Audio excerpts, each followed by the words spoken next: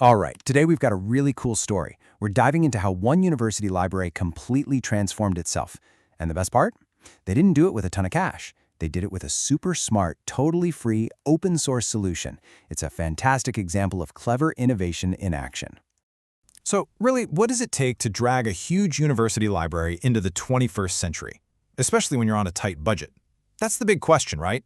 And it's exactly what we're going to unpack.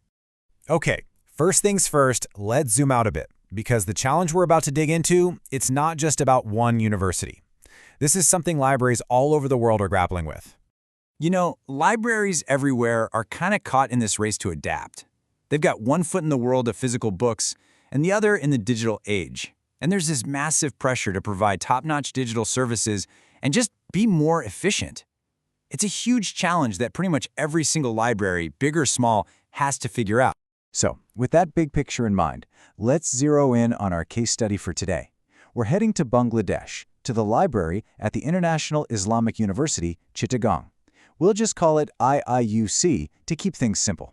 And listen, this is no small-time library we're talking about. The IICU library is a huge academic resource. We're talking over 85,500 books, journals, and papers.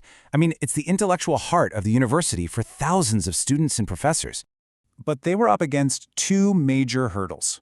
First off, the price tag for commercial library software was just way too high. And second, finding staff with the right tech skills to manage those complicated systems was a real challenge. So you've got this big problem, right? How do you even begin to solve that? Well, they found their solution, and it's kind of a hero in the open source world. Its name is Koha. Now, before we get into what makes Koha so special, we need to talk about the tech it's built on. It's called an Integrated Library System, or ILS for short. Think of it like the library's central nervous system, or its digital brain. It's the one piece of software that handles, well, everything. A good ILS is really the central hub of the whole operation. It's what connects the part you see, the online catalog where you search for a book, with all the behind-the-scenes stuff the library staff has to manage. Things like checking books in and out, organizing the collection, and handling user accounts. It truly is the digital heart of the whole library. And this is where IUC had a really critical choice to make. You've got two main paths. On one side, there's proprietary software. We're talking high licensing fees, you're locked into one vendor, and the systems can be super rigid. But on the other side, you have open source. It's free to use, it's built by a whole community of developers, and it's incredibly flexible. This wasn't just a tech choice, it was a huge strategic decision. So, what did they choose? They went with Koha. It's powerful, it's web-based, and it's 100% free. And here's a little detail I just love. The name Koha actually comes from a Maori word that means gift. And for a university library trying to modernize on a shoestring budget, man, it was the perfect gift. All right, so they got this gift and put it into action. But did it work? Was it actually any good? Let's dive into the data and see what really happened after this transformation. Okay, so here's the timeline. IIUC got Koha fully up and running in 2015. Then, in 2018, so 3 years later, a study was done. Researchers surveyed 68 users to find out what they thought, to see if this gift was really paying off. So, what did they find out? So, when they asked users what they were most happy with, the answer was crystal clear. Over 60% of them pointed to the circulation process. The simple act of checking books in and out. This is huge. It means the most basic, most fundamental function of the library was now working beautifully. And the overall ratings? Just as impressive. Get this, over 54% of users called the new system excellent. Another 29% said it was very good. If you do the math, that's nearly 85% of people giving it top marks.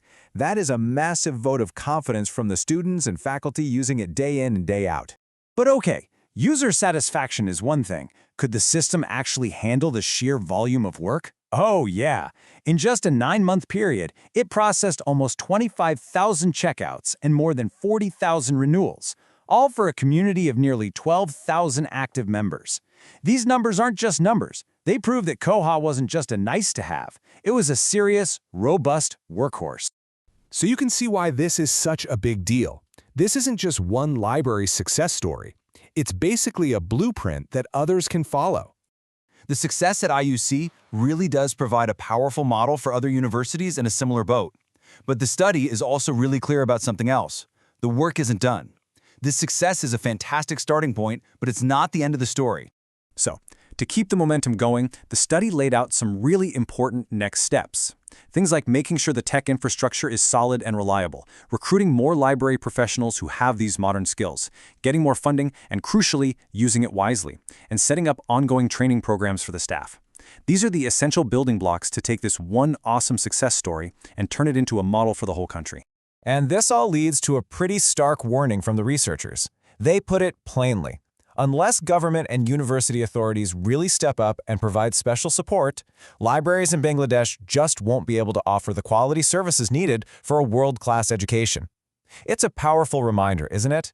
An open-source gift like Koha can absolutely be a game-changer, but it takes real, sustained, system-wide support to build something truly great. Which leaves us with the final question. Will this gift be nurtured enough to create a lasting legacy for the future?